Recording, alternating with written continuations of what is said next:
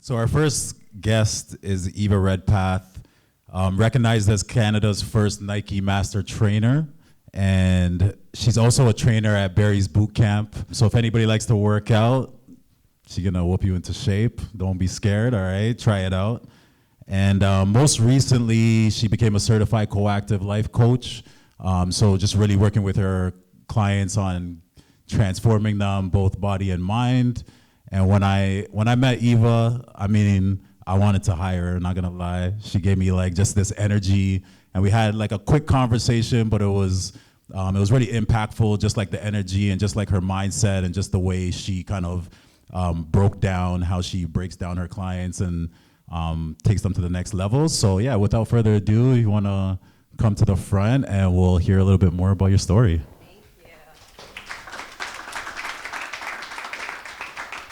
Check, check. Awesome. Yeah. Hi. Thank you for having me. Cool. So yeah, thank you for being part of our event. And yeah, maybe just, give the people a rundown, tell them like your story, how did you get to where you are now, and some of the key milestones or challenges along the way. So I have an evolution of my career that may surprise you a little bit.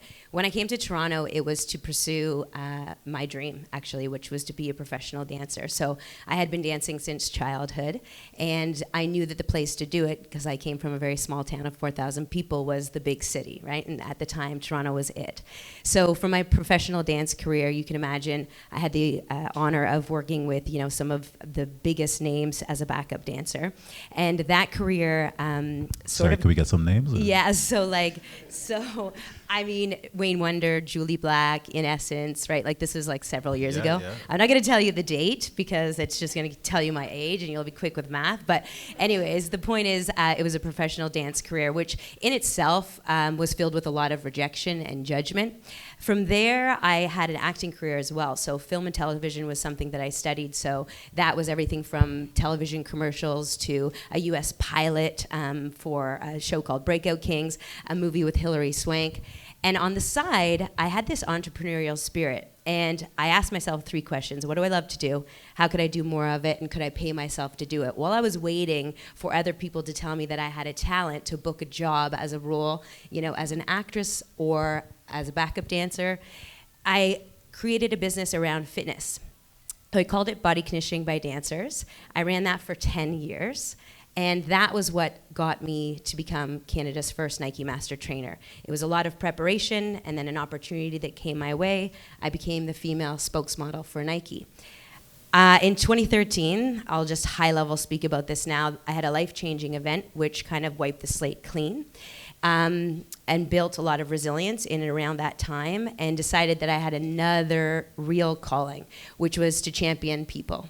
And to hold space for others as they go after what it is that they want.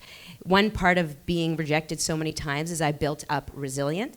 And that's like a muscle. The more you flex it, the stronger that you become. And I'm a fitness expert. So if there's one person who knows about flexing muscles and what happens when they get stronger, it's me. And Shredlocks. So, and then from there, it was just, I went back to school and got a certification, which was the International Coaching Federation certification for life coaching, which is, if you ask me if I would have predicted this, the answer is no. There was a lot of steps along this journey that got me here that actually makes sense. But if there's something I know I'm supposed to be doing, I have arrived at that destination now. So what's to come is very exciting. That's awesome. Yeah, that's amazing. You mentioned the resilience piece and the rejection piece. Yeah. And I think that's something we all struggle with and we all face, obviously.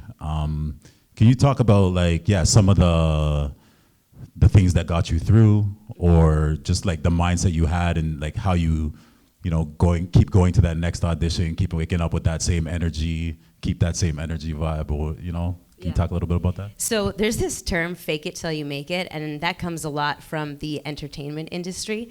And I 100% did that. When I started my women's fitness business, I put on my business card, women's fitness expert, about 10 minutes into my career, like as if I even deserved that level of distinction. But I had to. I 100% needed to decide who it was that I was gonna be and then stand behind it with an utmost amount of belief so that other people could believe it. So that was kind of like the fake it till you make it piece. Resilience is a really interesting word. It's actually borrowed from material science, and it refers to a material absorbing impact and being able to bounce back from it, right?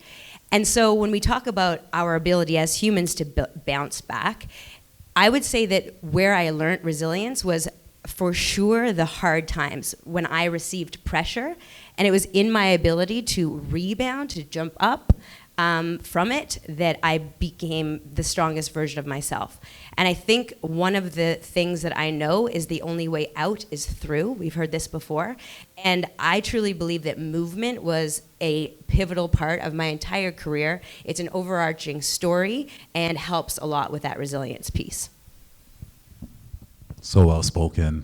Damn. Okay, cool. And talk about like the entrepreneurial challenge, right? So like what are some of the things you do like about being on your own? Because you mentioned earlier, like you're not gonna wait around for a job to tell you. So, did you ever have those moments like, shit, I'm just gonna go get a job like this or whatever? Or talk about some of the good parts and the bad parts of just like the entrepreneurial journey. Yeah, so one thing that I wish I would have realized maybe sooner into my journey was the creative process and the journey that an entrepreneur goes through. So it goes a little something like this in my books. Thought number 1, this is awesome. Thought number 2, this is really tricky. Thought 3, this is crap. Thought 4, I'm crap. Thought 5, maybe this is gonna work out. Thought 6, we return back to this is awesome, right? And so it's that, mid thought of this is crap and worst of all, I am crap, that people jump ship on. That's another place where resilience and perseverance come in. What happens if you work 4 years on something and you're like, and it's on the 5th year that you hit it, right? So perseverance is a real thing. So don't jump ship. And the thing that happens is that we get in our own way. And when I work with my coaching clients, we talk about the voice of the saboteur. So, by the way, that's you. That's the voice we have inside of our head. And I liken it to getting like really bad advice from a really good friend, except that good friend is you in this case, right? And so how do we silence the voice of the saboteur and get in touch with like our inner leader? And with my clients that I work with, I call it their inner coach, right? Like that voice of themselves when my voice isn't around to champion them, to champion yourself so that you don't jump ship. Right? When the going gets tough, you actually just keep taking steps in the direction of your vision, which arguably is the most important thing, to have a vision. It's your metaphor of the car, actually. 100%, I use this metaphor all the time and this is a funny one because I actually don't drive. That's something that, I don't know how. Anyways, but so just play along with this metaphor. It probably works better for you than it actually does for me. But anyways, when you're driving the car, you focus on where it is that you're going. And the thing that we know about driving, you guys especially, is that if I look towards the trees, inevitably I start driving towards the trees. That, in this metaphor, is comparison. And we know where comparison comes from, all around, and even worse, and yet it's such an incredible tool in the palm of our hands. So live your vision. Keep your eyes on what you are doing. Try not to look towards the trees because that's not your dream. That could be someone else's dream, right? What is it that you are working towards? And stick with focus and determination and perseverance on your path. You guys hear that? All right. I hope you guys got that message. That was awesome. Talk about like some of the resources you use. Is it podcasts? Is it YouTube videos? Is it like meditation? I feel like everybody needs, or is it like a friend that you call, right? Like everybody needs that kind of outlet where you're feeling down. You're feeling like that's step 4, I'm crap. You need something to pick you back up and snap you back. So any books, any resources like that that you go to or recommend? Okay, so From a mind and body perspective, I have a team of professionals, like everything from chiropractors to homeopathic doctors and naturopaths and so on and so forth. I have a therapist, I have a coach, I have one of everybody to keep like me working at my absolute, state of excellence, highest capacity to deliver, right? And then from a mindset piece, like nutrition, coming from a fitness background, here's another metaphor for you. We know that we fuel ourselves for life, right? So that is as simple as the things that you eat to fuel you for life. I think about fueling the mind as well. Be very careful what you feed the mind every single day, right? And so, yes, I have a zillion resources. I love everything from YouTube. I watch a guy named Philip DeFranco who breaks down the news in bite-sized digestible pieces. I love podcasts. Some of my favorites are the Strength Coach podcast for fitness and training. I also love the School of, I knew this was gonna happen. Oh, shoot. Okay. Shoot. Anyways, okay. DM me, I'll tell you. I'm bad with names, so I should have written them down. The School of Life podcast. I think that's basically the one that I wanted to say. Impact Theory is another good podcast. So that's to sort of absorb my information and inspiration. DM me, I'll send you my full list. And then apps for sure. Everything from organization, meditation, like tracking my health. I wear a device on my wrist. I wear something to sleep. I am a curious person. Oh, that's great. And I think, the more information, the better, right? And again, it's what you feed your mind, right? So if you are not listening to the right things, and sometimes it just takes a small switch, right? Like change the TV, change the station. I know a big one that a lot of people I talk to is like instead of listening to music in the car driving, they switch to a podcast, and like after a week or two, they're like, oh, damn, like I'm just thinking differently. Yeah. So I love that too. I wanted to quickly touch on the coaching versus therapy element, and how sometimes, some of the leaders in the room that are working with teams and working with people, sometimes you're coaching them and it feels like therapy to a degree, or you don't know where that line kind of crosses over.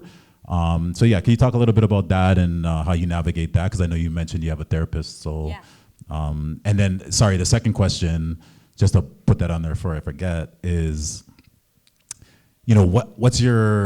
how do you object to people that say, oh, I don't need a coach, or I don't need a therapist, or I don't need, right? So just maybe add on that as well. Okay, so there is definitely a difference between coaching, consulting, therapy. I'm going to throw a third one in there. So therapy is about unpacking the past and understanding what got you to this present moment. There is a space for a therapist in everybody's life. It's one of the best investments you could ever make. Consulting is where you are hiring an expert in your field to help consult on a project or event or so on and so forth. And so they are the expert because they are consulting on what it is that you have sought out in their expertise. And then a coach is someone who holds space for you and connects where you are in the present moment to where you want to go in the future. And in coactive coaching, the style of coaching that I do, there's a balance between two opposing forces of human nature, the being and the doing. So the being is letting life happen to you, and the doing is making life happen for you. So to your question about, I don't need this and I don't need that, absolutely. And some people don't. I'm the type of person who's curious, and I like to consult with experts who know. And I'm the type of person who doesn't want to be a team of one, and I already am. An entrepreneur is a solo journey, right? And so for me, having a coach truly is what has me sitting in this seat right now. I found coaching 3 years ago. Ironically, I became a coach, but I couldn't believe what it felt like to have a champion in my corner, someone to go through this life with shoulder to shoulder. And the metaphor that I use when I'm coaching my clients is there's a giant mountain, right? And you and I are standing on this side, and what you want is on the other side. And I am not going to climb it for you. I am not an expert in your life. You are. I do not have the answers. I have the questions. And together, we're going to climb it shoulder to shoulder until you get to the place that you want to go. A round of applause, please, guys. Seriously. That was great. So I have a couple more questions, but I think I'd like to open the floor a little bit, just if anybody has a question right now. Does anybody? Don't be shy. Don't be shy, guys. Yeah, okay.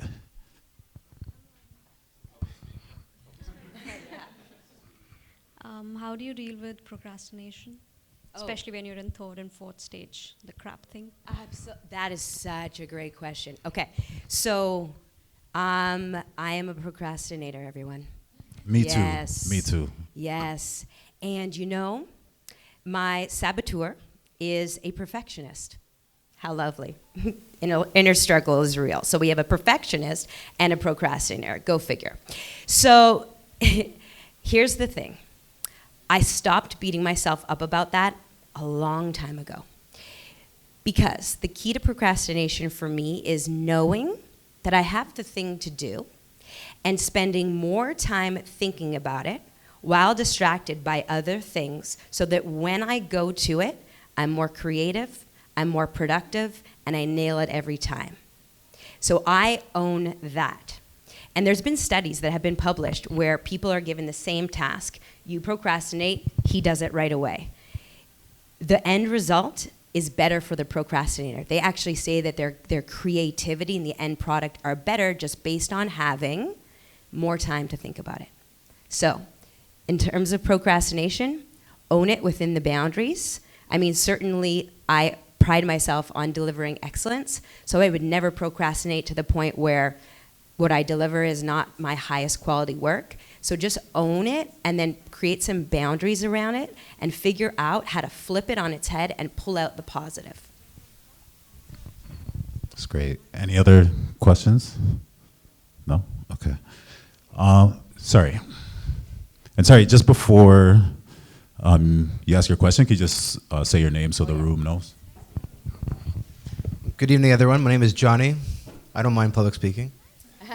I came dressed for it today. So I've been sitting here trying to figure out how I wanted to ask this question, but I think it's a good one.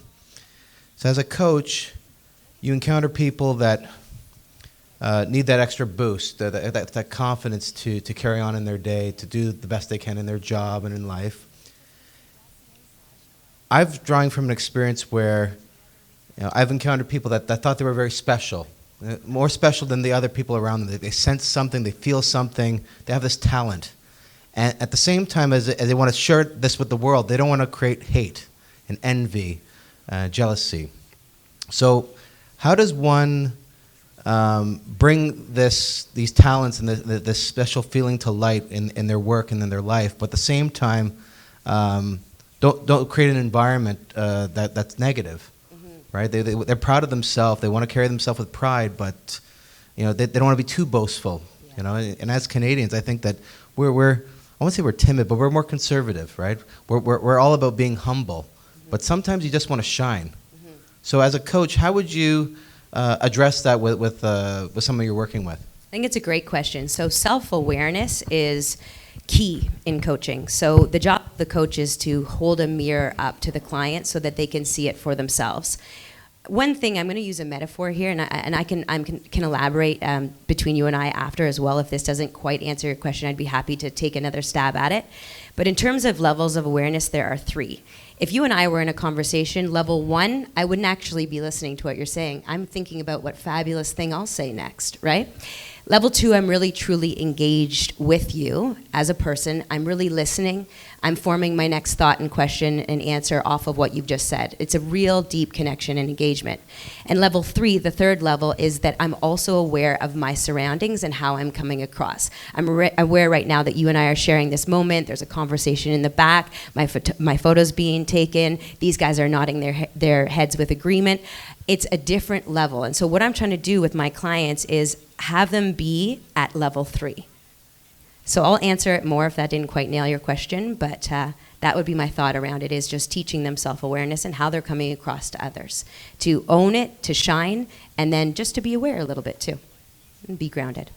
Thank you for that. Thanks, Eva. Time for one more, if anybody has. Anybody back here? So as a coach, I can imagine that you have to be very passionate about the person that you're engaging with. So how does your own personal, so like life situation or circumstances affect how you're coaching, or how do you detach yourself from whatever's going on with yourself to try to give that person the best advice you can? Yeah, definitely. So I hold my clients naturally, creative, resourceful, and whole. So that's number one coaching rule. And I'm definitely not giving them advice or answers. That falls under the consulting category, right? And so really it's about curiosity. Coaching is kind of like being curious and making discoveries which enable my clients to make life-giving and life-changing choices. And one of the things that I do is help people recognize where they are in choice, or how to have a different perspective on something. And so much of my own life doesn't come into this, because unless I'm asked to consult on something fitness related or nutrition related or social media related. Sometimes I'll take off my coaching hat and consult with my clients because I am an expert in some things, right? But there's a very clear level of distinction. And for me, I think I've played a lot of roles in my life, and my secret to success is knowing the intention behind what I'm doing. So no matter what has happened in my life, like today, I had lots go on. But when I got into that elevator to come up to the 7th floor, it was like I put this bubble around me, and I knew who I wanted to be tonight for you. I had an intention behind sitting in this chair. And so it makes it very easy for me to compartmentalize and put what's going on in my personal life aside to be who I need to be tonight. Call that a role that I'm playing? Maybe. And that can be a secret to success as well, knowing the intention behind what it is that you're doing. Yeah, that's a great answer. I love that word, intention. And if you're familiar with Brendan Burchard, he has a couple different books and podcasts, but he talks about that exact same tactic. So every time you're switching environments, take 10 minutes, take 5 minutes, breathe, relax, and think about, who you want to be in this next situation. So transitioning from work to home, you walk in the door, you had a shitty day at work, kids open the door, wife, husband, whatever. It's like you're still in that work mode where you're pissed off or whatever. So it's like, take 5-10 minutes, breathe, leave that behind you, and think about who do I want to show up in this next situation. So I really love that. Almost getting to the end. Let's talk about what you have. What's going on? Like what you have coming up, where are you going to be, where can people find you? Okay. And when you're going to whip us into shape at Barry's. Okay, so I actually came with a little loot bag. Inside of there, I have a complimentary class for everyone who wants it at Barry's Boot Camp. So that would be a little gift. My love language is gift giving, so there's 2 that you get. So the first one is a class at Barry's. And the second, I would love you guys to take me up on this offer to have a complimentary 30-minute coaching call with me. So the way that you guys can access that is if you go onto my Instagram, and you can do this in real time. It's Eva, last name Redpath. And if you DM me, it'll be up to you if you want to follow me. I'm certainly not asking for that, although that would make me real happy too. Send me a direct message and say, send me the link. Okay, so it's Eva, E-V-A, and then Redpath, like the sugar, R-E-D-P-A-T-H. Send me a message and write the words, send me the link. And what I'm going to do is I'm going to send you guys my calendar, and you're going to look at my calendar of availability, and you'll book a 30-minute coaching call with me. And I'll send you the link. You'll come to the coaching call with a topic that you want coaching around. It would be my honor to hold space for you with whatever topic you bring to the conversation. We'll get curious together, and I can promise you it'll be a life-changing conversation. And apart from that, what am I up to? This, which is a real honor. And I have to say, I want to champion you for something, actually. This is 2020, and people are talking about 2020 vision, which I like. It's a play on words. But every other year, it's like, what's your New Year's resolution? What are your goals? The thing is those are not as compelling because they don't resonate deeply with the individual. 2020, we're talking about vision. That is the key to the foundation of success. And if you're curious what vision looks like coming to life, it's this event. This is what it looks like when you bring a vision to life. So I champion you for that. Me sitting here is because of you and your team and your vision. And I know that what it took to get here probably wasn't easy. So thank you for creating this for all of us. Let's give him a round of applause. Thanks.